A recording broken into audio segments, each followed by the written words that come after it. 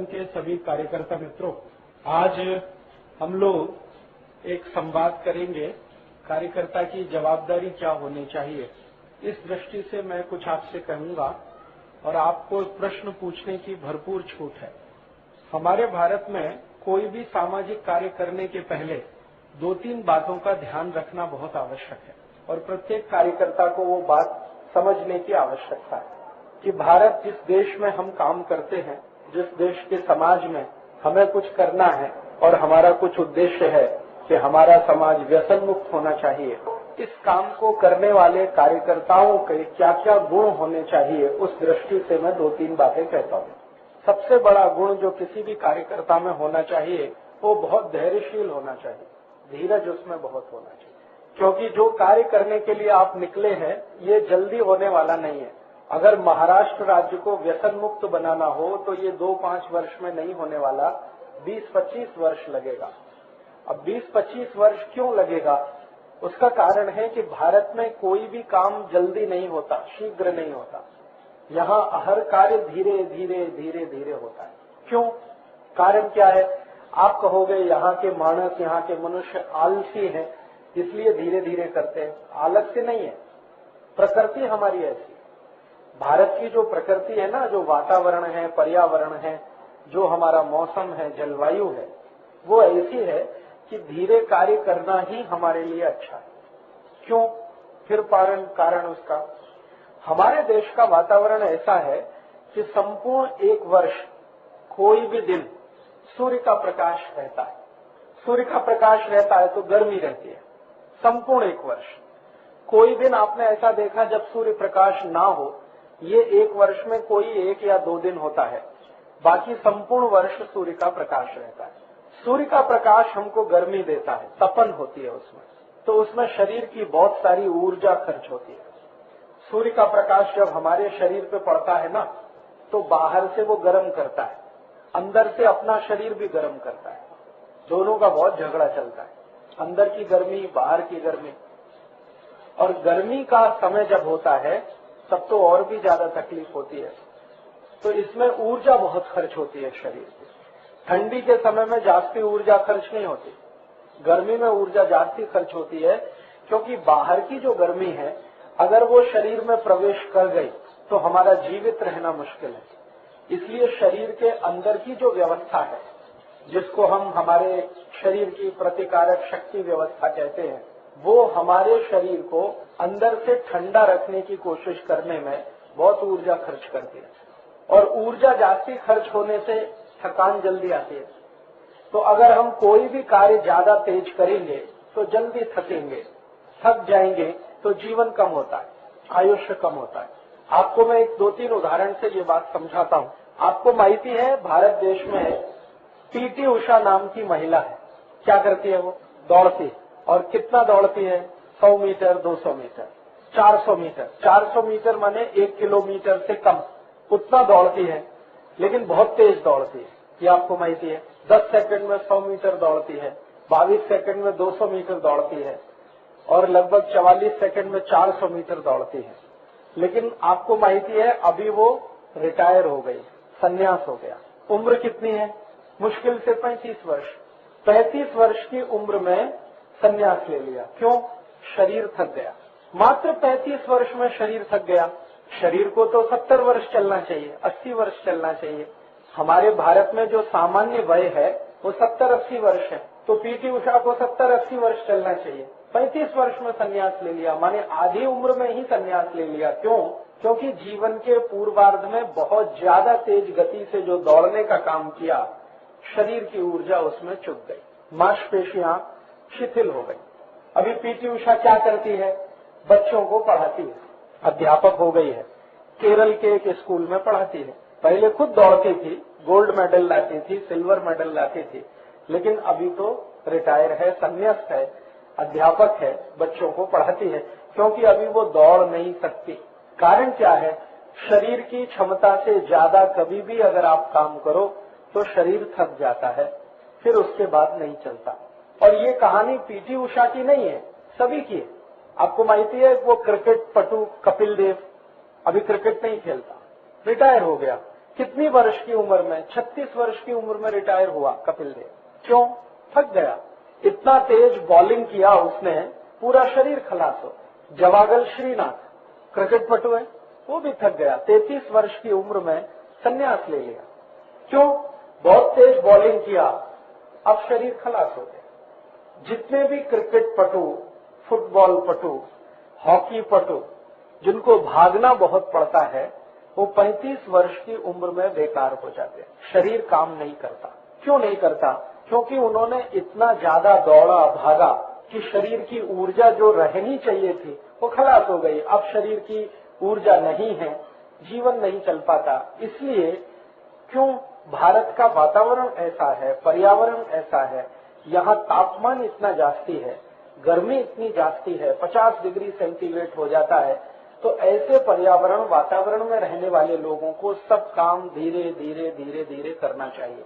हमारे भारत में अगर हम धीरे धीरे काम करेंगे तो जास्ती आयुष्य तक काम कर सकते हैं। तेजी से काम करेंगे तो हम भी थक जाएंगे।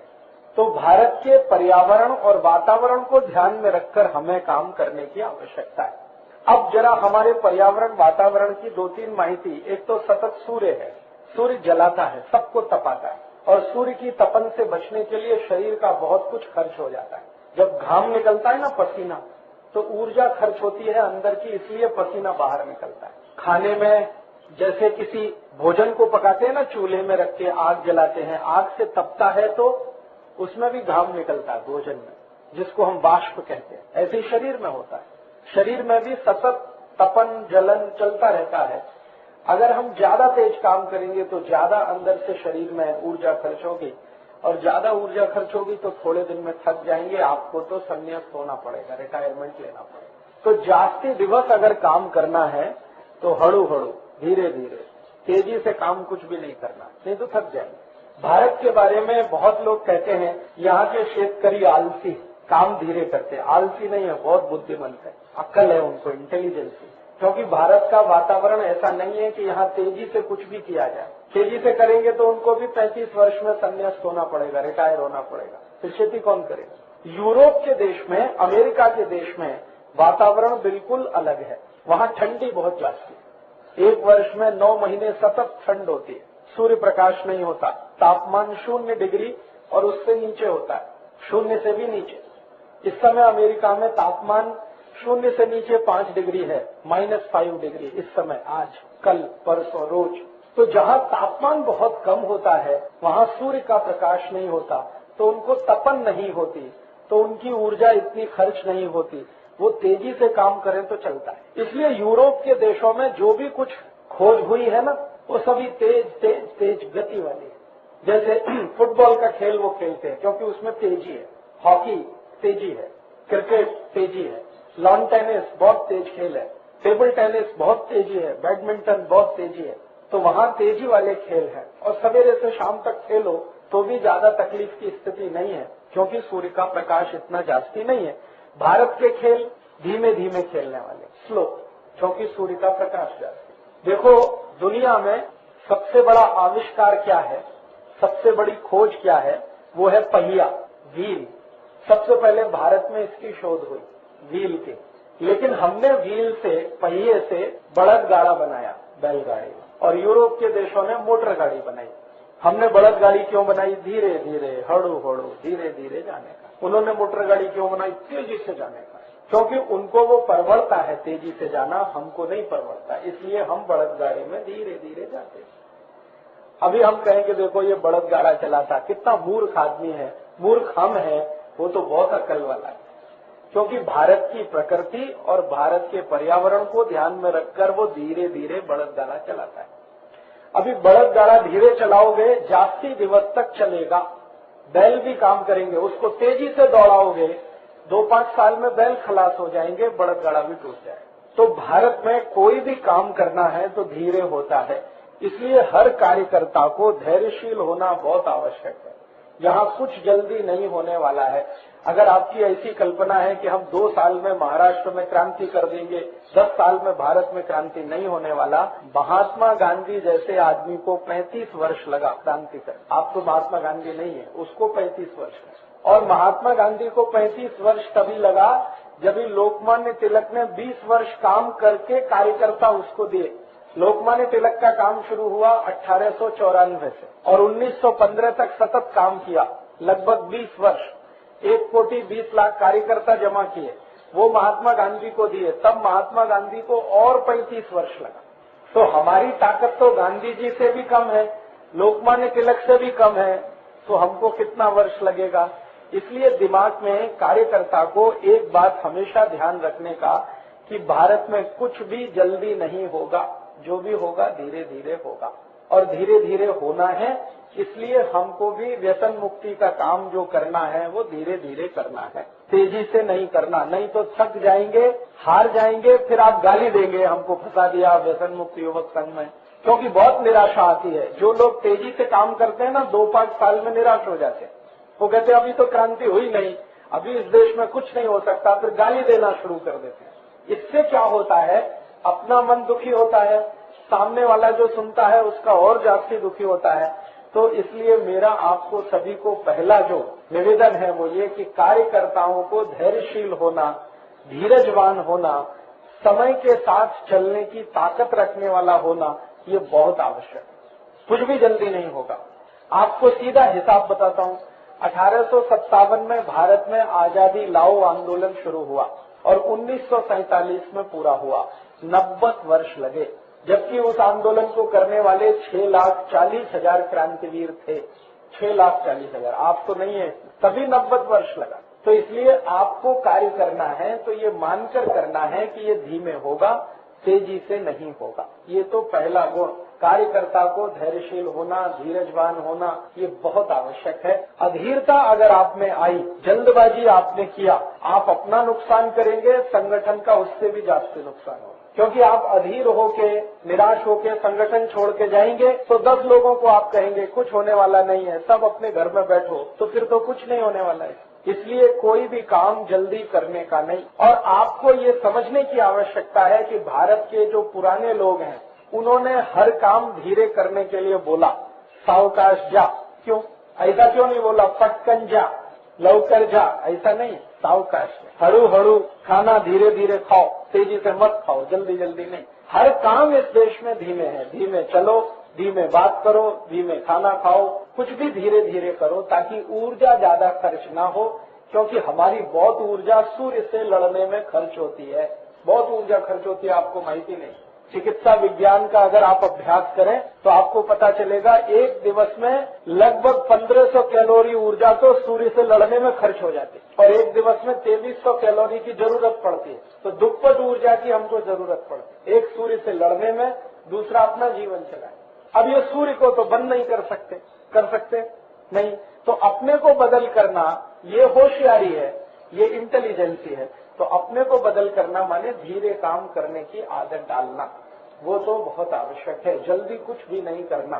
कोई गांव आपने संकल्प किया कि इसको व्यसन मुक्त बनाने का है, तो ऐसा संकल्प नहीं करना कि 1 वर्ष में बनाने का, 6 महीने में बनाने का, 3 महीने में बनाने का, 2 महीने, ये बहुत खतरनाक है, होगा नहीं।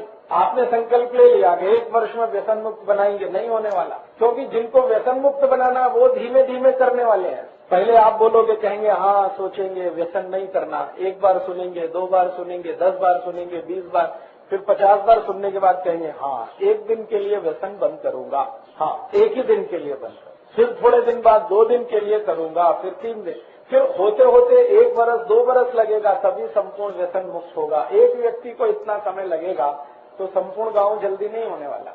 इसलिए कभी भी कार्य जो करना है उसके लिए मन में पहले से तय करना कि इसको धीरे धीरे करना है, जल्दी नहीं करना। बात समझती है? क्योंकि प्रकृति हमारी ऐसी है, तेज कुछ भी करेंगे थक जाएंगे, मानसिक थकान होती है, फिर शारीरिक थकान होती है।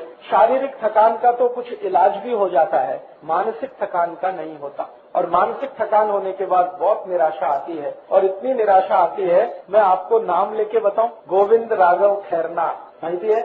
अभी कहाँ है मालूम है?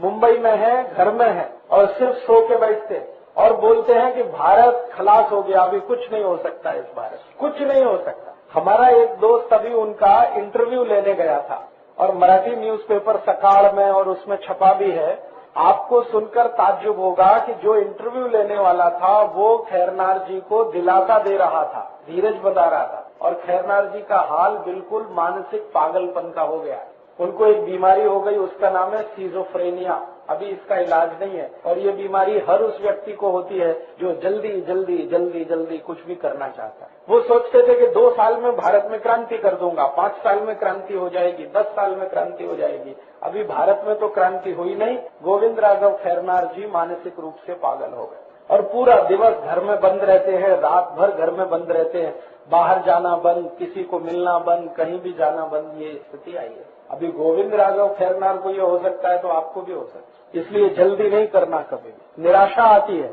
और जब ज्यादा निराशा आती है तो बहुत नुकसान होता है। मैं तो कई बार लोगों को बोलता हूँ, समाज काम करना नहीं वो अच्छा है। निराशा आने से अच्छा है कि समाज काम करना नहीं, अपने घर में रहना, मजा करना, मजे करना, मौज करना। समाज काम करने के लिए निराश आदमी की आवश्यकता नहीं है। निराशा आने के लिए ये सबसे बड़ा खतरनाक कारण है, जल्दी जल्दी जल्दी जल्दी। इसलिए कभी भी कोई काम में जल्दी नहीं करना। कार्यकर्ता होने के लिए सबसे पहला गुण धीरजवान, धैर्यशील, सतत काम करना, धीरे धीरे, ज्यादा नहीं, ऐसा कार्यकर्ता होना। बात समझती है?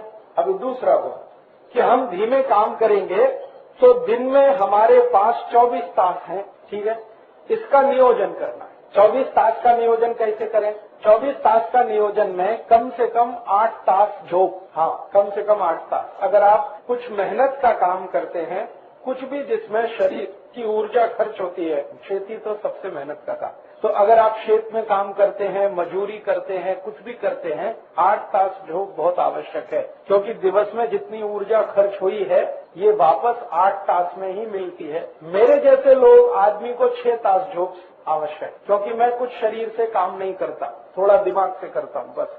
आप सभी लोग शरीर से जास्ती काम करते, तो जो शारीरिक श्रम जास्ती करते हैं उनको 8 तास की नींद तो जरूरी है। ये तो नियम बना दो। 8 तास गया झोंक में, अभी कितना बचा? 16 तास। अभी 16 तास का फिर नियोजन करना। उसमें 2 तास तो जाएगा दैनिक नित्य कर्म में। आपको स्नान करने का है, कपड़े धोने का है, दांत साफ करने का है, व्यायाम करने का है, प्राणायाम करने का है, योग करने का है। ये सब व्यक्तिगत कार्य के लिए 2 तास निश्चित रोज। अभी कितना? 14 तास। अभी 14 तास में आपको लगभग 6 से 7 या 8 तास आपका कोई काम करना है। आप कहीं नौकरी करते हैं, कोई फैक्ट्री में काम करते हैं, कोई सर्विस करते हैं, तो 8 तास कम से कम जाने वाला है आपका। या क्षेत्र में भी काम करते हैं तो 8 तास जाने वाला है, तो वो उसमें गया। अभी कितना बचा?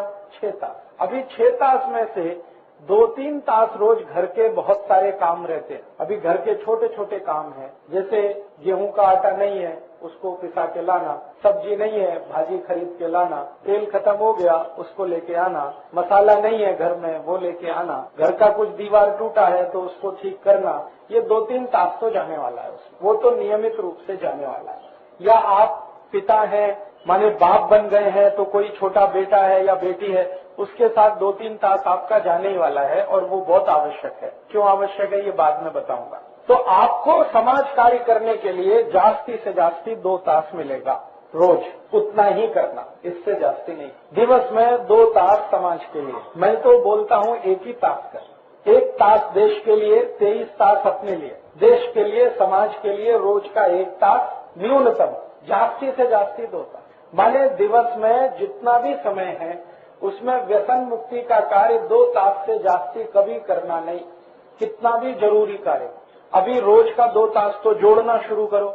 महीने का 60 तास, साल का लगभग 700 तास, 720।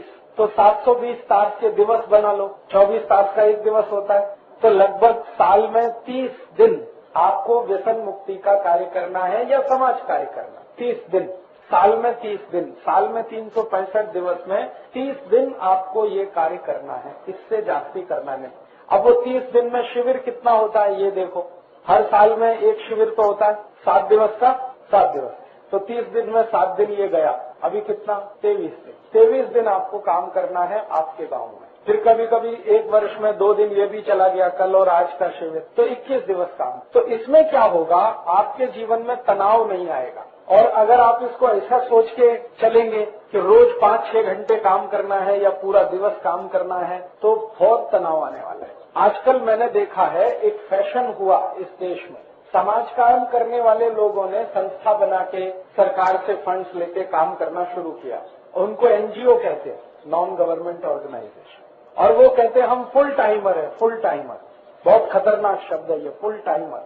वो कहते हैं हम संपूर्ण दिवस यही करते हैं समाज काम। मैंने कहा तुम सबसे निकम्मे लोग हो, क्योंकि तुम कुछ नहीं करते, अपना तो कुछ करते नहीं, समाज का भी नहीं करते। तो भारत में जितने भी सरकार के फंड से चलने वाली संस्थाएं ना, कुछ नहीं करती, बातें करते हैं बस, और कुछ करते हैं। पोस्टर बना दिया, पैम्पलेट छपा दिया, वास्तव में भूमि पर, जमीन पर कुछ काम नहीं होता। क्योंकि जो ये बोलता है ना कि मैं फुल टाइमर हूँ, वो कुछ नहीं करता, अपना समय खराब करता है, समाज का भी। तो कभी भी फुल टाइमर होने का नहीं है, पार्ट टाइमर होने का। थोड़ा समय ये करना, थोड़ा समय घर का करना, थोड़ा समय खेती का करना, थोड़ा समय व्यापार का करना, अपने घर में बेटा बेटी है उसके लिए कुछ करना। बस दिवस में 2 तास जास्ती से जास्ती, कम से कम 1 तास, जास्ती से जास्ती 2 तास, इतना ही रोज काम करना। तो समय का नियोजन ऐसा करना। अर्थात कार्यकर्ता में पहला गुण होना चाहिए धैर्यशील होना, दूसरा गुण होना चाहिए समय का नियोजन करना, अच्छा नियोजन करना। जास्ती समय इसमें लगाएंगे तो तकलीफ आने वाली है, मैं आपको फिर बताता हूं। आप जो है घर में बहुत सारे काम करते हैं,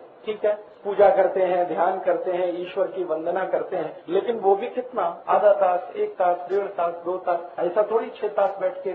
ईश्वर भी नहीं कहता कि 6 तास मेरी पूजा करो, वो कहता काम करो, कर्म करो, सिर्फ मेरा ध्यान करो। और वो ध्यान काम करते करते भी करो, जरूरी नहीं है कि मंदिर में आके बैठो फिर मूर्ति के सामने बैठ के ध्यान करो, ऐसा आवश्यक नहीं है। भगवान कृष्ण ने भगवत गीता में कहा कि अपना कार्य करते करते अगर मेरा ध्यान किया उतना पर्याप्त। तो भगवान भी नहीं कहता कि जास्ती समय आप उसकी पूजा करो, तो दूसरा काम क्यों करना जास्ती समय। इसलिए समय का नियोजन, जास्ती से जास्ती कितना समय देने का है, कम से कम कितना समय देने का है, ये नियोजन हर कार्यकर्ता को करने की आवश्यकता है। और मैंने आपसे बता दिया, ये मेरा 15 साल का अनुभव से बताता हूँ, 1 तास कम से कम, 2 तास जास्ती से जास्ती, इससे ज्यादा कभी कुछ करना नहीं। तो क्या होगा, सतत ये कार्य आप 25 वर्ष, 30 वर्ष, 50 वर्ष कर सकते हैं। और जो रोज आपने 6-7 तास ये करना शुरू किया, तो आप 2-4 वर्ष से जास्ती काम नहीं कर सकते, निराश होकर एक दिन घर बैठ जाएंगे और फिर आपकी स्थिति गोविंद राघव खैरनार जैसी हो जाएगी। तो तात्या को परेशान करेंगे, सचिन शिंदे को परेशान करेंगे। तुम बोलते थे क्रांति होने वाली है, अभी तो हुई नहीं, 6 वर्ष तो हो गया। उनको माहिती नहीं है कि 6 वर्ष में क्रांति होती नहीं, भारत में 100 वर्ष लगता है क्रांति। इसलिए पहला गुण हमारे अंदर होना धैर्यशील, धीरजवान। दूसरा तो समय का नियोजन। तीसरा जो गुण होना किसी भी कार्यकर्ता में, कैसा होना कार्यकर्ता, तीसरा गुण कार्यकर्ता का सबसे आवश्यक ये है कि जो विषय में वो कार्य करता है उसका संपूर्ण अभ्यास उसको होना। अगर आप व्यसन मुक्ति का काम करते हैं तो इस विषय का संपूर्ण अभ्यास आपको होना बहुत आवश्यक है। अगर अभ्यास नहीं है तो सामने वाला आपकी बात से प्रभावित नहीं होगा और कभी भी व्यसन नहीं छोड़ेगा। अभ्यास होना बहुत आवश्यक है। तो आपने व्यसन मुक्ति का काम शुरू किया तो व्यसन मुक्ति का अभ्यास करना, और इसके अभ्यास के लिए थोड़ा स्वाध्याय करना। स्वाध्याय बहुत आवश्यक है हर कार्यकर्ता को। बिना स्वाध्याय वाला कार्यकर्ता किसी काम का नहीं है, आधा अधूरा है। हर कार्यकर्ता को स्वाध्याय होना ही चाहिए। एक स्वाध्याय तो हम करते हैं अपने आत्मा के कल्याण के लिए, ज्ञानेश्वरी का पारायण करते हैं, भगवत गीता पढ़ते हैं, वेदों का अभ्यास करते हैं, उपनिषद पढ़ते हैं, वो स्वतः स्वांत सुखाय, आत्मा का कल्याण। और दूसरा अभ्यास विषय का, व्यसन मुक्ति एक विषय है तो इसका सखोड़ अभ्यास।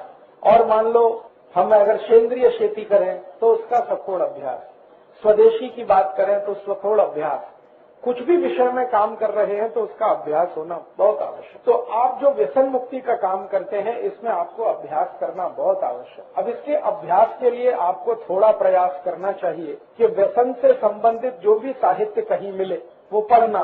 कहीं कोई वाचनालय है, पुस्तकालय है, वहां पर उपलब्ध है तो उसे भी पढ़ना। और इस समय भारत देश में जो वृत्तपत्र निकलते हैं और माहिती पत्रिकाएं निकलती हैं, मासिक पत्रिकाएं हैं, द्विमासिक पत्रिकाएं हैं, त्रैमासिक पत्रिकाएं हैं, कोई तो पत्रिकाएं पाक्षिक भी हैं, 15 दिन में एक बार निकलती हैं, साप्ताहिक है, 1 सप्ताह में एक बार। तो इन पत्रिकाओं से भी बहुत अभ्यास होता है और वृत्तपत्र से भी बहुत अभ्यास होता है। तो वृत्तपत्र से, पत्रिकाओं से, पुस्तकों से, ये सभी अभ्यास करने के लिए जहां भी मौका मिले तो होना, माने कार्यकर्ता को अभ्यासु होना बहुत आवश्यक। आप जब भी किसी से बात करते हैं तो मैं आपको एक सरल माहिती देता हूँ। अगर किसी को 1 तास बात करने की है ना तो 20 तास का अभ्यास लगता है, तभी 1 तास बात करें, कम से कम। आधा तास बात करना है तो 10 तास का अभ्यास लगता है, तभी जाकर आप उतनी बात कर सकते। बिना अभ्यास के आप बात नहीं कर सकते, और बात नहीं कर सकते तो कोई आपसे प्रभावित नहीं होगा। प्रभावित नहीं होगा तो आपका काम नहीं होने वाला, रुक जाएगा। इसलिए अभ्यासु होना बहुत आवश्यक है। इसके लिए आप समय का नियोजन करो। दिवस में 1 तास अभ्यास जरूर करो, 2 तास करो तो और भी अच्छा है, लेकिन सतत अभ्यास, नियमित अभ्यास बहुत आवश्यक है। कोई भी कार्य अच्छे से संपन्न हो उसके लिए अभ्यास आवश्यक है। अभ्यास में मैं ऐसा मानता हूं कि ये जो व्यसन मुक्ति का विषय है ना, इसमें बहुत सारी बातें शामिल हैं। जैसे हम शरीर को व्यसन मुक्त करें, ऐसे ही हमारी खेती को व्यसन मुक्त करें, क्योंकि यूरिया, डीएपी, सुपर फॉस्फेट ये भी व्यसन है जो माटी को लगा दिया आपने। तो शरीर को व्यसन मुक्त करना माने दारू छोड़ना, बीड़ी, गुटखा, सिगरेट, तंबाकू, चाय, कॉफी आदि आदि, ये सब व्यसन है। ऐसे ही यूरिया, डीएपी, सुपर फॉस्फेट भी व्यसन है। तो भूमि का व्यसन दूर करें तो सेंद्रिय खेती, शरीर का व्यसन दूर करें तो ये दोनों तरह के व्यसन दूर करें तो बहुत अच्छा। और व्यसन की जो परिभाषा है ना, बहुत व्यापक है। सभी कुरीतियों को व्यसन माना जाता है, सभी गलत काम व्यसन में आते हैं, सब गलत काम।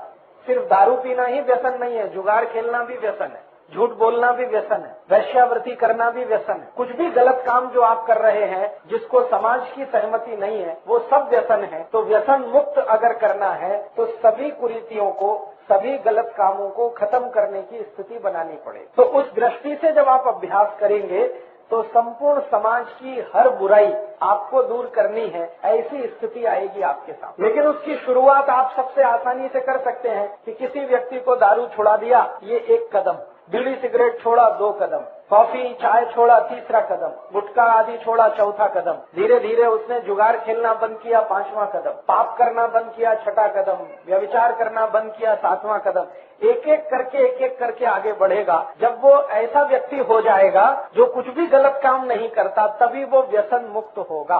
क्योंकि हर गलत काम को व्यसन कहा गया है। व्यसन जो है ना, संस्कृत शब्द है, संस्कृत से मराठी में आया है और संस्कृत से हिंदी में भी आया है। व्यसन की परिभाषा है हर गलत काम व्यसन होता है। और कृष्ण अर्जुन को भी यही समझा रहे हैं कि तुम निर्व्यसनी बनो, युद्ध जीतना है कौरवों के खिलाफ, तो निर्व्यसनी बनो। तो अर्जुन पूछ रहा है कृष्ण से कि निर्व्यसनी बनूं तो क्या क्या करूं? तो कहते हैं व्यभिचार मत करो, पर स्त्री गमन मत करो, कोई ऐसी वस्तु का सेवन मत करो जो शरीर को प्रमाद में लाती हो। शराब है, बीड़ी है, सिगरेट है, चाय है, कॉफी है, जो प्रमादी बनाती हो। शाकाहारी भोजन करो, मांसाहारी भोजन मत करो, क्योंकि वो भी प्रमाद में लाता है। ऐसी 18 बातें भगवान कृष्ण खुद अर्जुन को बोलते हैं कि इतना करो, फिर व्यसन मुक्त बनो, निर्व्यसनी बनो, तब युद्ध करो। समझ में आया?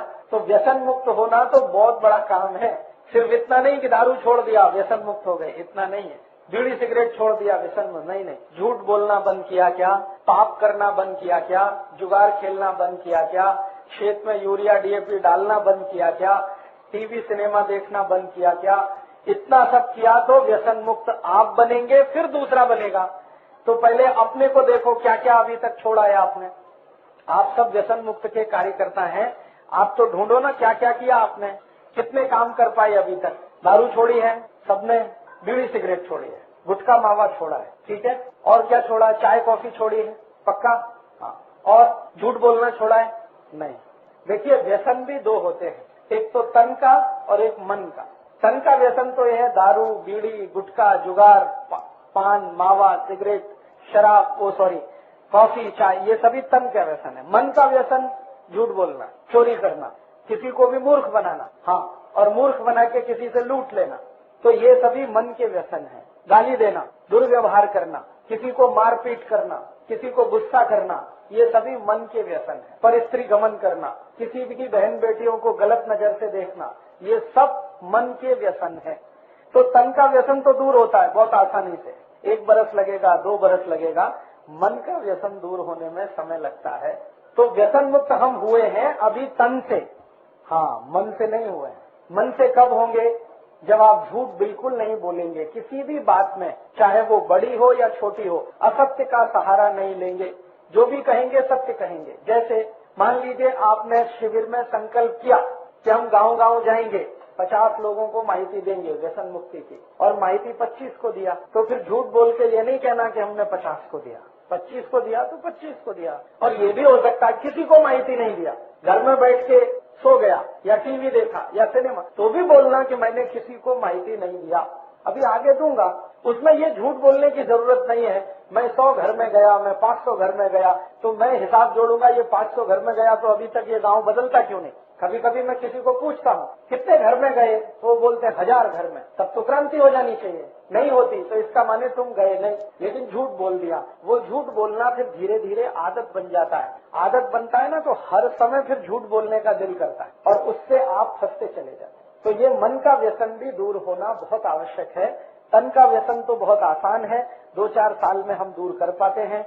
मन का व्यसन दूर करने में समय लगता है, लेकिन धीरे धीरे प्रयास रहना चाहिए। तो आज के शिविर में एक संकल्प लेके जाइए कि हम तन से तो व्यसन मुक्त हैं, मन से व्यसन मुक्त बने, तो छोटे छोटे कुछ काम अपने जीवन में सतत करें, झूठ नहीं बोले, किसी भी स्तर पर। अपने घर में आई बाबा के साथ झूठ नहीं बोले, पत्नी के साथ नहीं, बहन के साथ नहीं, तो उनके ऊपर भी असर होगा, वो भी आपके साथ झूठ नहीं बोलेंगे। बच्चों से झूठ नहीं बोलें। ज्यादातर घरों में ऐसा बहुत मैंने देखा है।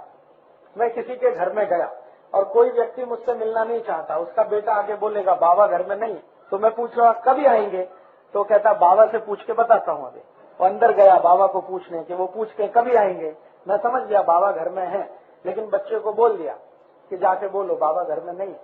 तो अब वो खुद तो झूठ बोलता है, बच्चे को भी सिखा दिया उसने। बच्चा देख रहा है कि बाबा घर में है और दूसरे को कह रहे हैं कि नहीं है, बोल दो, तो धीरे धीरे वो इतना बड़ा झूठ बोलेगा किसी दिन कि आपकी हालत खराब कर देगा। इसलिए जो लोगों के घर में बच्चे हैं उनको तो कान पकड़ लेना कि गलती से भी झूठ नहीं बोलना, क्योंकि बच्चे सब सच्चे होते हैं, वो आपके झूठ को सबसे जल्दी पकड़ते। और आप अगर उनके सामने शर्मिंदा हो गए तो जीवन पर्यंत वो आपकी इज्जत नहीं करेंगे, सम्मान नहीं देंगे आप। और उनका सम्मान अगर नहीं मिला तो समाज के सम्मान से कोई अंतर नहीं पड़ता। इसलिए मैं मानता हूं कि कार्यकर्ता जिसको होना है अच्छा, उसको झूठ तो कभी भी नहीं बोलना, किसी भी परिस्थिति, खराब से खराब परिस्थिति है तो नहीं। हाँ, एक परिस्थिति है जिसमें हमारे शास्त्रों ने आज्ञा दी है झूठ बोलने की। वो परिस्थिति ये है कि आपके झूठ से समाज को कोई बहुत बड़ा लाभ होने वाला हो तो जरूर बोलना। तो ऐसा झूठ जरूर बोलना जिससे पूरे समाज को कोई लाभ होता हो, देश को लाभ होता हो, हमारी संस्कृति को लाभ होता हो, सभ्यता को लाभ होता हो। एक और उदाहरण देता हूँ। इंदापुर में मान लो कोई नौटंकी होने वाली है, तमाशा होने वाला है। आप जानते हैं कि वो तमाशा देख के तो मन में विकृति ही आती है, सदगति तो होती नहीं कोई। और यहाँ कोई कार्यकर्ता युवान आपको पूछता है माहिती है इंदापुर में तमाशा होने वाला है, कहना नहीं होने वाला, वो कैंसिल हो गया। पहले होने वाला था, अभी कैंसिल हो गया, वो आ नहीं रहे हैं, उनका बस का एक्सीडेंट हो गया, वो ट्रेन का एक्सीडेंट हो गया, अभी कोई नहीं आ रहा है वहाँ। ऐसा झूठ बोलने का शास्त्र में अनुमति है। जिस झूठ को बोलने से समाज का भला होता हो, देश का भला होता हो, उसको बोलने की अनुमति है। इतनी ही है, इससे जास्ती नहीं। ठीक है, तो कार्यकर्ता को कैसा होना, 3 माहिती। पहली धैर्यशील होना, धीरजवान होना, दूसरी समय का नियोजन, और तीसरा सत्य बोलने वाला होना। और एक चौथी बात मैंने बीच में कही, अभ्यासु होना, सतत अभ्यास करना। 5वां एक गुण चाहिए कार्यकर्ता में, वो बहुत आवश्यक है, ईमानदारी। एकदम ईमानदार होना। ईमानदारी इस स्तर की कि आपको 1000 रुपए दिए कि जाओ ये काम करने का है, 1000 रुपए, व्यसन मुक्त युवक संघ के 1000 रुपए लेके जाओ। अभी उसमें से 870 खर्च हुए तो 130 रुपए वापस आने ही चाहिए, और जिसने दिए उसको हिसाब उसका मिलना ही चाहिए। भले वो बाद में 130 रुपए आप वापस मांगो कि अभी मुझे और जरूरत है, तो ठीक है, वो अलग बात है। लेकिन ईमानदारी इस स्तर की कि हमने जो कुछ खर्च किया, संगठन का हो या हमारा हो, उसका पाई पाई का हिसाब हमको माहिती होना चाहिए, हिसाब से पक्का होना चाहिए। इसको मैं दूसरी भाषा में कहता हूँ, हर कार्यकर्ता को जेब का पक्का होना चाहिए। जो जेब का पक्का नहीं है वो कार्यकर्ता होने के लिए मुश्किल करेगा। हमारे भारत में यही एक दुर्गुण सबसे ज्यादा इस समय फैला हुआ है। कोई भी पुढ़ारी ऊपर स्तर पर जेब का पक्का नहीं है, इसलिए भ्रष्टाचार भ्रष्टाचार भ्रष्टाचार। हर वर्ष हिंदुस्तान में 77,000 कोटी रुपए का भ्रष्टाचार होता है, पुढ़ारियों के द्वारा, अधिकारियों के द्वारा, और 30-32 हजार कोटी का, माने 1 लाख कोटी रुपए तो भ्रष्टाचार में ही जाता है, क्योंकि जेब का पक्का कोई भी नहीं है। पहले कोई पक्ष वाले कहते थे हम ईमानदार हैं, लेकिन अभी उनकी भी धोती खुल गई है सबकी, कोई ईमानदार। अभी थोड़े दिवस पहले देखा, खासदार लोग संसद में प्रश्न पूछने का रिश्वत खाते हैं। अभी इससे ज्यादा नीचाई और क्या होगी। हम उन खासदारों को चुनकर भेजते हैं संसद में प्रश्न पूछने के, और उनके पगार पर कोटि कोटि रुपए खर्च करते हैं इसी काम के लिए। तो ये अगर जेब के पक्के होते तो ऐसा नहीं होता ना। अभी मैंने तो इस बार ये देखा कि जो खासदार पैसा खाते हैं, रिश्वत खाते हैं, वो साधारण नहीं है, उच्च सुशिक्षित है। उनमें से एक खासदार तो जो पकड़ा गया वो इंजीनियर है, अमेरिका से पढ़ के आया, डबल ग्रेजुएट है, बीई किया, बीटेक किया, अमेरिका से पढ़ के आया, सुशिक्षित है, और वही सबसे ज्यादा पैसा खाता है। तो ये जो हमारे मन में बैठा हुआ है कि सुशिक्षित है तो नहीं खाएगा भ्रष्टाचार, ऐसा कुछ नहीं है। सुशिक्षित भी भ्रष्टाचारी है, अशिक्षित तो जो है सो है। इसलिए इसका ध्यान हमेशा रखना है। कल को मान लो हम में से कोई खासदार बना और जेब का पक्का नहीं है तो पूरे व्यसन मुक्त युवक संघ का नाम डुबो देगा। तो हम में से कोई ऐसा ना बने, इसके लिए सतत प्रयास करने की आवश्यकता है, और ये प्रयास आप पूरी ताकत और ईमानदारी से करें, वो बहुत आवश्यक है। जेब का पक्का होना कार्यकर्ता को बहुत ही आवश्यक है। और एक गुण जो कार्यकर्ता में होना बहुत आवश्यक है, मैं उसको एक दूसरे भाषा में कहता हूँ, जेब का पक्का एक गुण, लंगोट का पक्का ये और भी आवश्यक है। क्योंकि आजकल क्या हो गया है कि समाज काम करने के लिए जब आप एक दूसरे के परिवार में जाएंगे और अगर आपका चरित्र पूरा खरा नहीं है तो आप तो बहुत बुरी स्थिति पैदा करने वाले, बहुत बुरा हाल होता है। मैंने बहुत लोगों को देखा है, बहुत चीजों में अच्छे हैं, अभ्यासु है, मन में बहुत ईमानदारी भी है, सत्य भी बोलते हैं, लेकिन लंगोट के पक्के नहीं है तो धर धरा के सब गिर जाता है। तो ये तो बहुत ही आवश्यक, चरित्र से खरा होना, लंगोट का पक्का होना, जेब का पक्का होना, फिर लंगोट का पक्का होना। मेरा मानना है कि ये दो गुण तो हर एक में कंपलसरी होने ही चाहिए। अगर ये दो गुण नहीं है तो आप कोई समाज काम नहीं कर सकते। अपने को आप झूठ बोल रहे हैं, दूसरों को भी झूठ बोल रहे हैं। कार्यकर्ता होने के लिए जो सबसे पहली दो प्राथमिक शर्त है, उनमें से एक है जेब का पक्का होना, दूसरा लंगोट का पक्का होना, चरित्र से खरा होना। कोई भी उंगली नहीं उठा सके कि इसके मन में कोई खोट है। और मैं आपको एक बात बता देता हूँ कि अगर आपके चरित्र में कहीं भी थोड़ी गड़बड़ी है ना, ढिलाई है, वो तुरंत समझ में आती है। ऐसा नहीं है कि आप उसको छुपा लें। और घर की जो महिलाएं होती है ना, उनको सबसे जल्दी समझ में आती है। ईश्वर ने, भगवान ने स्त्रियों को एक ऐसी शक्ति दी है जो पुरुष के पास नहीं है। वो किसी को देख के बता सकती है कि ये लंपट है कि ईमानदार है, चरित्र में ऊंचा है कि नीचा है। ये ईश्वर ने बड़ी जबरदस्त शक्ति महिलाओं को दी है, पुरुष को नहीं है। पुरुष नहीं बता सकता।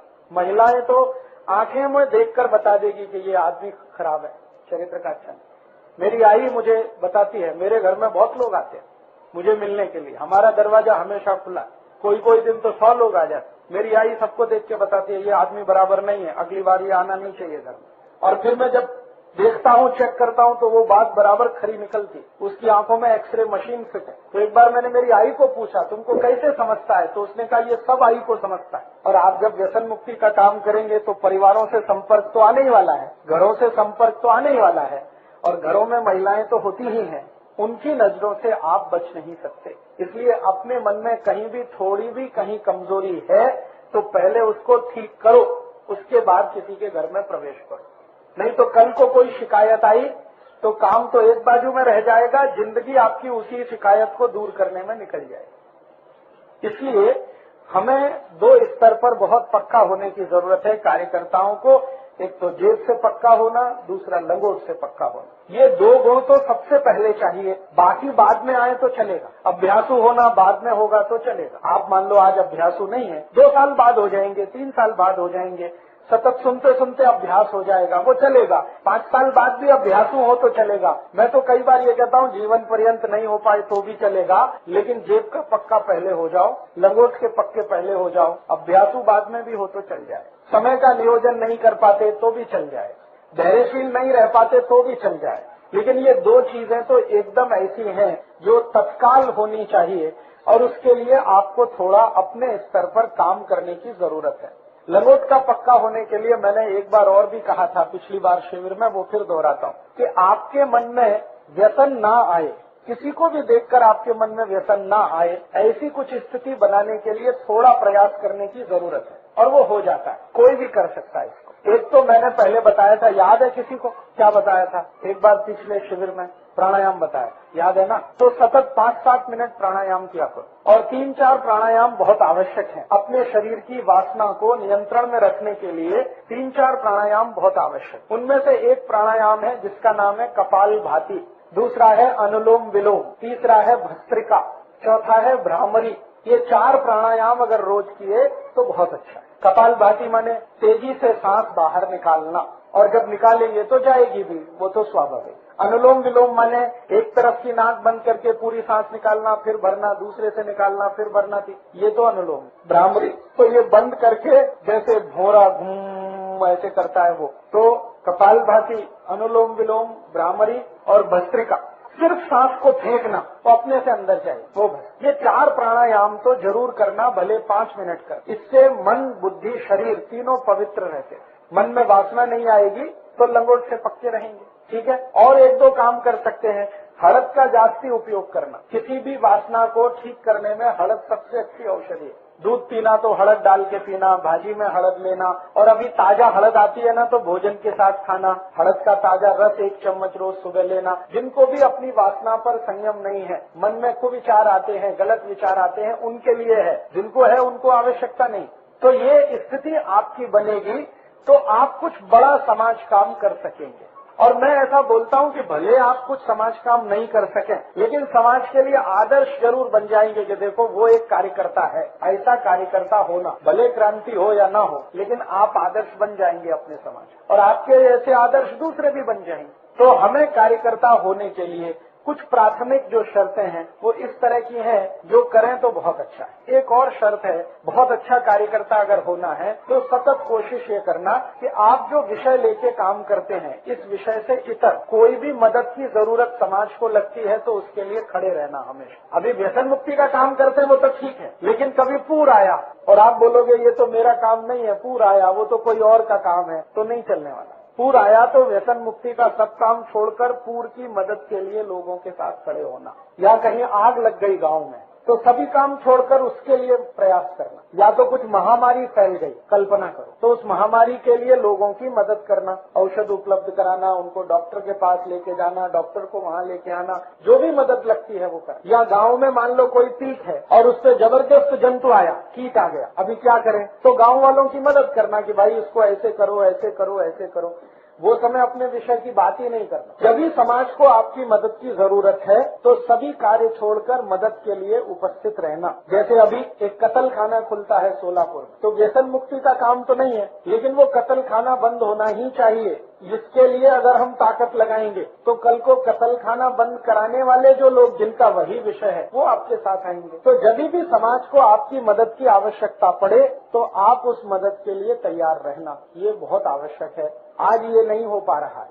अलग अलग संगठन है, सबने अपने अपने विषय लेके काम करना शुरू किया, दूसरे को कुछ भी मदद लगती है वो साथ में नहीं आते, तो ना वो आगे बढ़ते हैं ना दूसरा आगे बढ़ता। पूरे भारत में हजारों की संख्या में संगठन काम करते हैं, एक ही विषय को लेके करते हैं, लेकिन समाज की मदद के लिए कभी आगे नहीं आते, तो समाज भी उनकी मदद के लिए आगे नहीं आता। वो अपने घर में रहते हैं, समाज अपने रास्ते चलता है। तो कभी भी समाज को आपकी मदद की जरूरत अपेक्षा है, उस समय सब काम छोड़कर वो मदद के लिए जाना बहुत आवश्यक है। किसी भी कार्यकर्ता को ये गुण होना बहुत आवश्यक है। और एक गुण और होना आवश्यक है किसी भी कार्यकर्ता को, वो गुण ये है कि कभी भी किसी को मजाक नहीं करना। जैसे आप किसी को व्यसन मुक्त बनाना चाहते हैं, वो व्यक्ति बहुत दारू पीता है, ठीक है पीता है, अभी उसका कोई कमजोरी है जिसके कारण वो पीता है, तो उसको दारू से बाहर निकालना ये हमारा कर्तव्य है, लेकिन कभी उसके लिए टीका नहीं करना, टिंगल नहीं करना, उसका मजाक नहीं करना, क्योंकि जैसे ही आपने टीका किया, टिंगल किया तो आपका सारा काम व्यर्थ।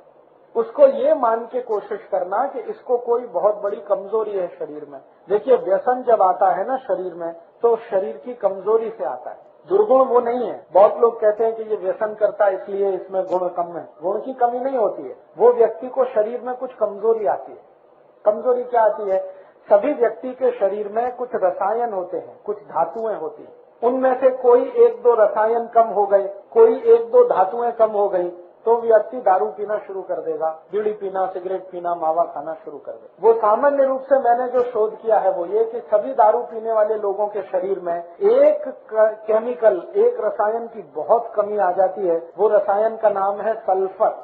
हिंदी और मराठी में कहते हैं गंधक, अंग्रेजी में कहते हैं सल्फर। हमारे शरीर में 16 तरह की धातुएं और रसायन हैं। कैल्शियम है, पोटेशियम है, मैग्नीशियम है, सोडियम है, सल्फर है, आयरन है, सिलिकॉन है, कोबाल्ट है। ऐसी 16 धातुएं और रसायन होते हैं। इनमें से कोई एक धातु या एक रसायन कम हुआ और दूसरा जास्ती हुआ तो व्यसन की स्थिति बनती है। लोग जब व्यसन शुरू करते हैं ना, तो हर बार ऐसा नहीं होता कि मजे में करते हैं, मौज में करते हैं, ऐसा हमेशा नहीं होता। अगर 19 वर्ष की उम्र के पहले कोई व्यक्ति व्यसन शुरू करता है तो मान सकते हैं कि वो मजे के लिए कर रहा है।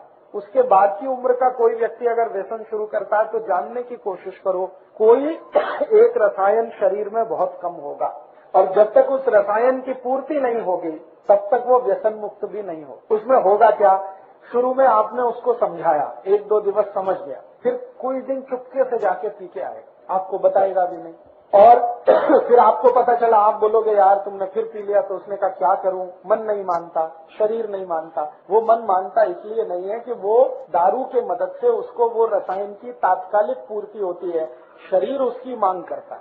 शरीर कहता है इसको पियो, इससे तुम्हारी ये कमी पूरी होती, लेकिन वो होती तात्कालिक है, परमानेंट नहीं है। तो ऐसे व्यक्ति को कोई औषध अगर दे दी जाए जो उसके रसायन की पूर्ति कर दे तो जीवन पर्यंत वो व्यसन मुक्त हो सकता है। अब वो क्या रसायन है वो जानना थोड़ा चिकित्सा विज्ञान का काम है। मैं इस पर थोड़ा शोध करता हूँ। चाय कॉफी जो लोग पी रहे हैं उनके शरीर में आर्सेनिक नाम के रसायन की बहुत कमी आती है, इसलिए वो बार बार चाय कॉफी। शराब पीने वालों को सल्फर, गंधक की बहुत कमी आती है शरीर में, इसलिए बार बार शराब पीते हैं। बीड़ी पीने वाले, सिगरेट पीने वाले और हुक्का पीने वाले, इनको शरीर में फास्फोरस की बहुत कमी आती है, इसलिए वो बहुत बार उसको पीते हैं। ऐसे 16 रसायन हैं, जिसकी भी कमी आएगी उसकी पूर्ति करने के लिए शरीर उसको प्रेरित करेगा, फिर जाकर वो पिएगा। तो ऐसी परिस्थिति है। तो आप अगर इसको समझ सकते हैं तो ये ध्यान रखिए कि कोई व्यक्ति अगर व्यसन कर रहा है तो उसके शरीर की कोई बड़ी भारी कमजोरी है या उसके शरीर में कोई बहुत बड़ी कमी है जिसके चलते वो ऐसा कर रहा है। कमी दूर हो जाए तो वो नहीं करेगा। तो इसलिए मैंने आपसे कहा कि कभी भी आप किसी भी व्यक्ति की जो इस तरह के व्यसन में फंसा हुआ है, टीका नहीं करना, मजाक नहीं करना, हंसी खिल्ली नहीं करना उसकी, क्योंकि वो उसकी कोई बड़ी कमजोरी है। वो जानबूझ के कई बार ऐसा नहीं करता है, कोई बड़ी कमजोरी के तहत करता है। तो भारत में 23 लाख संत हैं, 23 लाख इस देश में संत हैं। 23 लाख से भी जाती है, 23,80,000 और कुछ 100 में भी होंगे। ये सरकार के आंकड़े हैं। इतने साधु संत हैं, महात्मा हैं और 107 कोटि का भारत है। अगर ये कर लेते तो भारत में इतना भ्रष्टाचार, इतना अनाचार, इतनी व्यसन क्यों होती। तो साधु संत दूसरे को नहीं सुधारते, वो अपनी सेवा कराते। उनको अहंकार इस बात का है कि वो समाज को सुधारना कर रहे हैं, वो कोई समाज को सुधारना नहीं करते।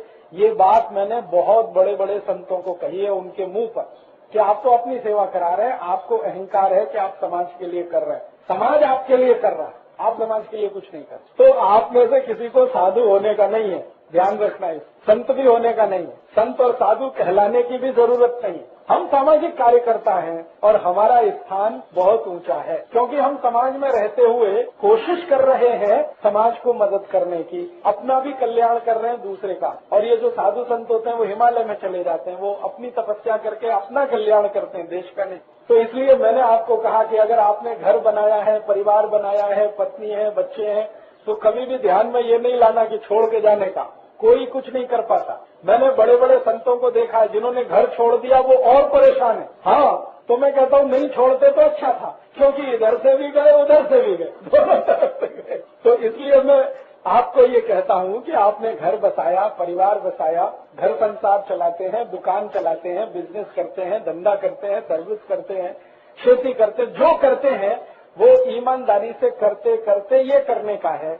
उसको छोड़ छाड़ कर कुछ जास्ती करेंगे ये कभी नहीं करेंगे। ये आपका जो अध्यक्ष है ना, ये बहुत बार मुझे कहते हैं राजीव भाई नौकरी छोड़ने का है। मैं कहता हूँ बिल्कुल नहीं छोड़ने का। पूछो इनको कितनी बार बोला है कि मैं नौकरी छोड़ता हूँ, अभी अगले साल संपूर्ण काम करता हूँ। मैं बार बार एक ही बात कहता हूँ कि नहीं छोड़ने का, क्योंकि मैं जानता हूं जिन्होंने सब छोड़कर काम किया बहुत परेशान हो। इसलिए समाज के बीच में रह के हमें करना है, परिवार के बीच रह के करना है। और अगर आप परिवार समाज में रह के करते हैं तो बहुत तारीफ की बात है। सब छोड़ के तो आपके पास कुछ है ही नहीं करने को, तो यही करेंगे और क्या करेंगे। जब भी सब करते हुए करेंगे तो तारीफ की बात। और या तो एक दूसरी स्थिति कि घर परिवार बसाने का ही नहीं, शुरू से तय कर लिया कि हमको यही करने का है, तो उसमें दुविधा नहीं रहती। दुविधा तब आती है जब आपने घर परिवार बसा लिया, फिर आप सोचते हैं कि उसको छोड़कर हम निकले तो बड़ा काम होगा, जास्ती क्रांति होगी, जल्दी होगी। ऐसा कुछ होता नहीं। क्रांति जब होगी तब होगी। हाँ, वो तो मैंने आपसे कहा जल्दी होने वाली नहीं है। जब होगी तब होगी, लेकिन घर आपके हाथ से जाएगा। आप असंतुष्ट रहेंगे, दूसरे लोग भी आपको देखकर असंतुष्ट बनेंगे, क्योंकि वो कोई आदर्श स्थिति नहीं होती है। आदर्श स्थिति जो है ना, वो यही है कि हम समाज के बीच में रहकर ये सब करें। और मैं बड़े उदाहरण आपको देता हूँ, अब आपको जल्दी समझ में। रामचंद्र जी के बारे में सब जानते हैं, भगवान राम के बारे में। अगर भगवान राम संन्यास लेते तो क्या नहीं ले सकते थे? ले सकते थे। जब 14 वर्ष का वनवास मिल गया तो कह देते कि अब तो सन्यासी होना ही अच्छा, लेकिन सन्यास नहीं लिया। वनवास में भी सन्यास नहीं लिया, पत्नी को साथ लेके गए। वो चाहते तो सीता को कहते जाओ, अभी तुम्हारा मेरा क्या लेना देना, तुम तुम्हारे घर चली जाओ, पिताजी के पास जाओ, दूसरी शादी कर लो, कुछ कर लो, मैं तो अब गया 14 साल के लिए वनवास। ऐसा नहीं कहा। उन्होंने कहा कि मैं वनवास जा रहा हूँ, सन्यासी होने नहीं जा रहा हूँ। वनवास माने राजमहल से दूर रहूंगा, लेकिन समाज के बीच में रहूं। तो जंगल में रहने वाला जो समाज है, जिसको हम आदिवासी कहते हैं, वनवासी कहते हैं, उनके बीच में रहूंगा और उनकी जो समस्याएं हैं उनका समाधान करूं। तो वो निकल गए 14 साल के लिए। और कहाँ रहे? जंगलों में रहे। जंगलों में कहीं भी मिले तो साधु संतों को वंदन किया, प्रणाम किया, लेकिन कभी भी खुद साधु संत होना है ऐसा नहीं चाहिए। उनके गुरु थे वशिष्ठ और एक थे विश्वामित्र। दोनों ने बहुत समझाया, मेरे जैसे हो जाओ, माने गुरु हो जाओ। उन्होंने कहा कि आप अपनी जगह रहिए, मैं ऐसे ही रह के कुछ करूंगा। तो उन्होंने क्या किया, गांव गांव घूमे, वन वन गए, 14 साल घूमते रहे देश भर में। जहां जो समस्या मिली उसको समाज के लोगों की मदद से हल किया। कोई भी समस्या मिली, उस समस्या को हल करने के लिए अयोध्या से कुछ नहीं मंगाया, अपने राज्य से कुछ नहीं मंगाया, न सेना मंगाई, न पैसे मंगाए, न बंदूक मंगाई, न तीर कमान मंगाया। वो मंगाते तो कुछ भी आता। और कहानी तो ये है कि भरत सब कुछ लेके आए थे उनके लिए, तो भरत को वापस कर दिया कि लेके जाओ, ये सेना मुझे नहीं चाहिए, पैसा भी मुझे नहीं चाहिए, ये तुम्हारे राज्य का है, तुम लेके जाओ। मैं तो जिस समाज में हूँ इसी में रह के सब करने वाला। अगर पैसे की जरूरत पड़ेगी तो ये समाज मुझे देगा, सेना की जरूरत पड़ेगी तो ये समाज काम करेगा। मुझे अयोध्या की सेना से कुछ करने का नहीं है। ये बहुत बड़ी सीख है हमारे लिए। मतलब जहां हम हैं उसी समाज की मदद से हमें करना है। सेंट्रल गवर्नमेंट से कोई फंड आएगा, बंडा तात्या हमको कुछ पैसा भेजेंगे या सचिन शिंदे कहीं से फंड इकट्ठा करके भेजेंगे, तो ये होने वाला नहीं है। हाँ, आप हैं वहीं रहते हुए उनके बीच से संसाधन इकट्ठे करते हुए आपको काम करना। राम के जीवन से तो ये सीखने की आवश्यकता। उन्होंने तो पूरी जिंदगी गांव गांव, वन वन घूम घूम के समस्याओं का और उस समय में समस्या सबसे बड़ी ये थी कि जो दुष्ट लोग थे, राक्षस प्रवृत्ति के, वो संत लोगों को परेशान करते थे। ये सबसे बड़ी समस्या थी। राम ने सबको मारा और मरवाया, लेकिन किसी को भी मारने के लिए अयोध्या से सेना नहीं बुलाई, अयोध्या से धनुष तीर नहीं मंगाए, हथियार नहीं मंगाए, अस्त्र शस्त्र नहीं मंगाए। जो भी किया उन्होंने वो उन लोगों के बीच में रह के किया। ये तो बड़ी बात है।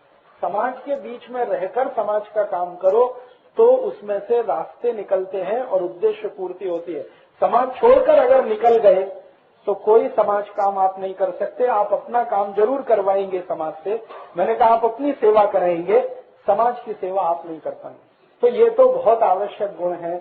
मैंने आपसे कहा कि घर बनाया, परिवार बनाया, माने आप समाज में आए।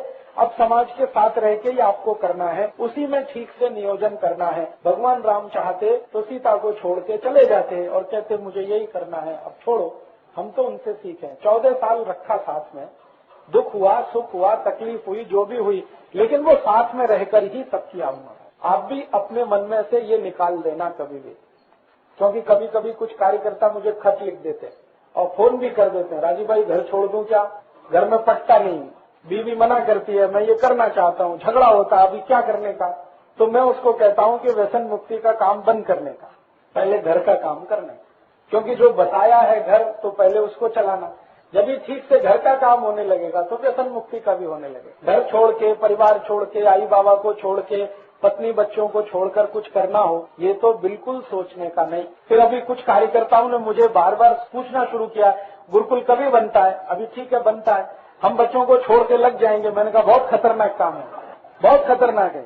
मैंने गुरुकुल इसके लिए थोड़ी बनाया कि हम अपने बच्चों को वहां भर्ती करके लग जाएंगे। ये तो बहुत खतरनाक है भाई, ये करने का नहीं है। बच्चों को अगर रखा है तो अपने साथ ही रखने का कारण मैं बताता हूँ उसका। गुरुकुल बहुत अच्छा है, मैं आपको कल्पना करके बता सकता हूँ कि 8 कोटि रुपए उसमें खर्च कर दिया, इतना अच्छा बनाया, सब तरफ से अच्छा है, लेकिन वो आई बाबा की पूर्ति नहीं कर सकता। वो बहुत अच्छा है गुरुकुल, भोजन बहुत अच्छा है, गाय बहुत अच्छी है, दूध मिलता है, भात भी अच्छा मिलता है, भाकरी भी अच्छी मिलती है, सब अच्छा मिलता है वहाँ खाने को, लेकिन आई बाबा नहीं मिलते। वो कहाँ से लाऊंगा मैं? और बच्चे को गुरुकुल से जास्ती आई बाबा की जरूरत होती है। तो हमने गुरुकुल बनाया है और उसको हम चलाने वाले भी हैं उन बच्चों के लिए जो गुरुकुल के बिल्कुल बाजू में रहते हैं। जहाँ हमने गुरुकुल बनाया उसके बाजू में 19 गांव हैं। 19 गांव में एक भी शाला नहीं है, तो वहाँ के विद्यार्थी पढ़ते नहीं है। और वो गरीब इतने हैं कि मुंबई में भेज के पढ़ा नहीं सकते। मुंबई वहाँ से 100 किलोमीटर दूर है, ठाणा वहाँ से 60 किलोमीटर दूर है। उनके पास इतना पैसा नहीं कि बस से बच्चों को भेजें, तो वो अशिक्षित हैं, उनको शिक्षा नहीं मिल पाती। शिक्षा से मतलब ज्ञान नहीं मिल पाता। हस्ताक्षर करना शिक्षा नहीं होती है, ज्ञान लेना। तो हमने गुरुकुल उनके लिए खोला है और सबसे जास्ती हम उन्हीं विद्यार्थियों को लेने वाले हैं। और वो क्या है, सवेरे आएंगे, शाम को जाएंगे। कुछ विद्यार्थी वहाँ ऐसे होंगे जिनके आई बाबा है नहीं, तो वो गुरुकुल में रहेंगे। उनके लिए हॉस्टल बनाया है, उनके लिए छात्रावास बना। लेकिन गुरुकुल इनके लिए नहीं बनाया कि कराज का कोई बोलता है मेरे बच्चे को रख लो, उसके लिए नहीं है गुरुकुल। गुरुकुल है नजदीक के विद्यार्थियों के लिए। नहीं तो आप सोचोगे कि हम तो भर्ती करें और हम व्यसन मुक्ति का काम नहीं होने वाला। उसमें 2 तकलीफ आएगी। पहली तकलीफ तो आपको आएगी, दूसरी उस बच्चे को आएगी, क्योंकि 3-4 घंटे तो वो पढ़ लेगा, फिर उसको आई चाहिए, बाबा चाहिए, तो वो है नहीं। और अध्यापक आई बाबा हो नहीं सकते। अगर सब अध्यापक आई बाबा होते तो आई बाबा की जरूरत नहीं थी। बच्चे को सबसे जास्ती परिवार का जो चाहिए वो तो वहाँ नहीं मिलता है। इसलिए हमारी तो ये इच्छा है कि जो नजदीक वाले हैं वो सवेरे आए, शाम को जाए, अपने आई बाबा के साथ मजा करें। दिन में गुरुकुल में रहे, शाम को वहाँ जाए। और जिनके आई बाबा नहीं है वो हॉस्टल में रहें, क्योंकि उनके पास कोई व्यवस्था नहीं। लेकिन जिनके पास ये व्यवस्था है तो आप इतना दूर अपने बच्चों को वहाँ भेजें, वो अच्छा नहीं होगा। क्योंकि थोड़े दिन बाद क्या तकलीफ आएगी वो बताता हूँ। आपके बच्चे आपसे दूर हो जाएंगे, थोड़े दिन के बाद वो आपके घर ही नहीं आएंगे। वो कहेंगे गुरुकुल अच्छा, क्योंकि वहाँ थोड़ी सुविधा ज्यादा है। सुविधा कैसी ज्यादा है? वहाँ पंखा अच्छा है, फर्श बहुत अच्छा है, उसमें संगमरमर लगा हुआ है, फिर ऐसा है। और आपके घर में ये शायद नहीं हो, तो वो फिर परिवर्तन वो देखेंगे। देखो अपने घर में ऐसा नहीं, वहाँ ऐसा है, अपने घर में ऐसा नहीं, वहाँ ऐसा है, अपने घर में ऐसा नहीं, वहाँ ऐसा है। ये जो उन्होंने करना चालू किया तो वो आपसे दूर हो जाएंगे। दूर हो जाएंगे तो फिर अंत में लगेगा हमारे आई बाबा खराब है, वो इतना भी नहीं कर सकते। फिर अंत में आपका घर टूट जाए। तो गुरुकुल घर टूटने के लिए नहीं बनाया है, अंत में यही होता है। ज्यादातर बच्चे जो हॉस्टल में पढ़ते हैं ना, वो सब आई बाबा से दूर हो जाते हैं और फिर जिंदगी में इतने खराब काम करते हैं। तो बच्चे को आई बाबा की सबसे ज्यादा जरूरत है, फिर उसके आजी आजोबा की जरूरत है, फिर और जो पड़ोसी है उनकी जरूरत है। और उन सब की जरूरतों को कोई दूसरी चीज पूरी नहीं कर सकती। इसलिए आप कोशिश ये करो कि आपके गांव के नजदीक गुरुकुल बनाओ, नजदीक, जहां बच्चे पढ़ सकें, वापस अपने घर आ सकें। और बच्चों को पास रखने की 2 तरह की जरूरत है, आई बाबा को भी और बच्चे को भी। दोनों एक दूसरे के पूरक हैं। बच्चा जो होता है ना, वो आई बाबा का सबसे बड़ा मेडिसिन है, औषधि है। उससे बड़ी औषधि दुनिया में कोई नहीं। ये तो मैं जानता हूँ, क्योंकि मैं इलाज करता हूँ ना, चिकित्सा। मेरे पास जब ऐसे लोग आते हैं जिनको 10 बरस शादी को हो गया, 15 बरस शादी को हो गया, बच्चा नहीं है, उनकी तड़प मैं समझता हूँ। वो कितने परेशान हो, कहाँ कहाँ जाते हैं, हजारों मील दूर किसी मंदिर में, मस्जिद में मन्नत मांग रहे हैं, एक बच्चा चाहिए, बच्चा चाहिए, क्योंकि वो उनके लिए मेडिसिन का काम करता है। मेडिसिन क्या होती है? देखो, सारी बीमारियां जो है ना, मन से शुरू होती है, शरीर में बाद में आता है। माइंड से सब कुछ शुरू होता है, शरीर में बाद में आता है। अभी जैसे आपको बहुत तनाव आ गया, कोई कारण से, कुछ कारण से तनाव आता है जीवन में, गुस्सा भी आता है, क्रोध भी आता है, तनाव। तो कोई कारण से बहुत तनाव आ गया, कोई कारण से बहुत गुस्सा आ गया। लेकिन आपके घर में कोई बेटी या बेटा है, कितना भी तनाव हो, कितना भी गुस्सा हो, वो अगर हंसते हुए आपके सामने आ गया तो सब तनाव खलास, गुस्सा भी खलास। है मेडिसिन के नहीं? जो काम करने में मेरी औषध को 3 दिन लगता है, वो आपके बेटा या बेटी ने 1 मिनट में कर। तो बच्चे को आई बाबा की जरूरत है, आई बाबा को बच्चे की जाती जरूरत है। हमारे बहुत सारे कार्यकर्ता हैं आपस में झगड़ा करते हैं, पति पत्नी, और आपको सुनकर आश्चर्य होगा कि इतना झगड़ा होता है कि कोई कल्पना नहीं है। लेकिन डाइवोर्स नहीं होता, तलाक नहीं होता, क्योंकि बीच में एक बच्चा रहता है, वो दोनों को पकड़ के रखता है। बहुत झगड़े होते हैं, इतने झगड़े की कल्पना नहीं हो सकती। वो उसको गाली देगा, वो उसको गाली देगी, और खराब से खराब गाली, फिर भी तलाक नहीं होता। उसका मैं आश्चर्य से पूछता हूँ क्यों नहीं होता। मारपीट भी होती है, फिर भी तलाक नहीं होता, क्योंकि बीच में एक बच्चा है जिसने पकड़ रखा दोनों। वो रेलवे लाइन होती है ना, 2 अलग अलग है, लेकिन बीच में वो स्लीपर है, वो लकड़ी का लगा रहता है ना, बोल्ट से जुड़ा रहता है। तो ऐसे ही होते हैं बच्चे। तो आई बाबा को पकड़ के रखने में उनकी सबसे बड़ी भूमिका है। और न सिर्फ वो पकड़ के रखते हैं बल्कि सुधारना करते हैं। दुनिया में एक बहुत बड़ा फिलोसफर हुआ, वो अंग्रेज था, लेकिन उसका ज्ञान बहुत अच्छा था। उसका नाम था जॉर्ज बर्नार्ड शॉ। हाँ, बहुत ऊंचा विद्वान आदमी था। मैं उसकी इज्जत करता हूँ क्योंकि उसकी विद्वता ऊंची थी, इसलिए नहीं कि वो अंग्रेज था। उसने बहुत अच्छी बात कही और मैंने इस पर बहुत चिंतन किया। उसने अंग्रेजी में कहा, child is the father of the man. बच्चा जो है ना, अपने माँ बाप का बाप है। माने आई बाबा का आई बाबा वो ही है, वो बच्चा है। क्या होता है, कई बार पति पत्नी जो है ना, ऐसी छोटी छोटी बातों पे झगड़ा करते हैं जो मूर्खतापूर्ण होती हैं, लेकिन बच्चे उनका समाधान करते, बहुत अच्छे से करते। फिर उनको बाद में समझ में आता क्या मूर्खता की बात थी जिसपे झगड़ा किया। तो ऐसे समय में हमेशा हमको उनकी जरूरत होती है। तो बच्चों को हमारी जरूरत है, वो ठीक है, हमको उससे जास्ती उसकी जरूरत है, क्योंकि हमको सुधारना होनी है। और वो सुधारना हर समय होती है, हर समय होती है। कोई भी व्यक्ति सबसे ज्यादा ईमानदारी के साथ शर्मिंदा हो सकता है तो अपने बच्चों से ही होता है, सबसे ज्यादा ईमानदारी। दूसरों के साथ तो बहुत टेढ़ा मेढ़ा व्यवहार करता है, लेकिन अपने घर में नहीं कर पाता है। मैंने पता नहीं एक बार आपको बताया कि नहीं, कार्यकर्ता कैसा होना चाहिए। वो सांप देखा है, सांप ऐसे ऐसे घूम के चलता, सड़क में जाएगा, रास्ते में जाएगा, इतना टेढ़ा मेढ़ा जाए, कितना टेढ़ा चलता। कभी कभी तो इतना टेढ़ा कि 8 का अंक बनाता अंग्रेजी, इतना टेढ़ा।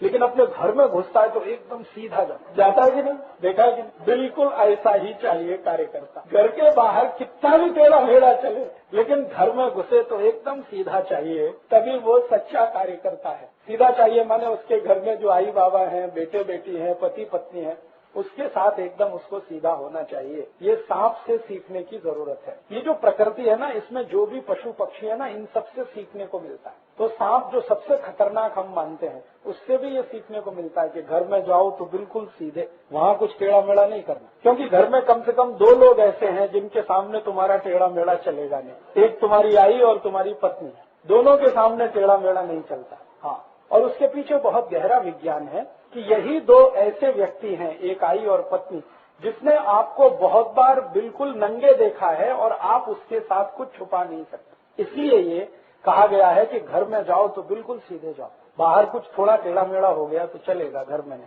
तो घर को संभालते हुए, संभालते हुए, आगे बढ़ाते हुए, बेटे बेटियों को पालन करते हुए, सब काम करते हुए ये करने का है। मन में ऐसा कोई आप बात लाएं कि भाई ये इससे छूटक मिल जाए, घर छूट जाए या बेटे बेटी छूट जाए, तो फिर वो तकलीफ आएगी। और मैं आपको पूरी विनम्रता से लेकिन बताता हूँ दृढ़ता से कि आप कुछ नहीं कर पाएंगे।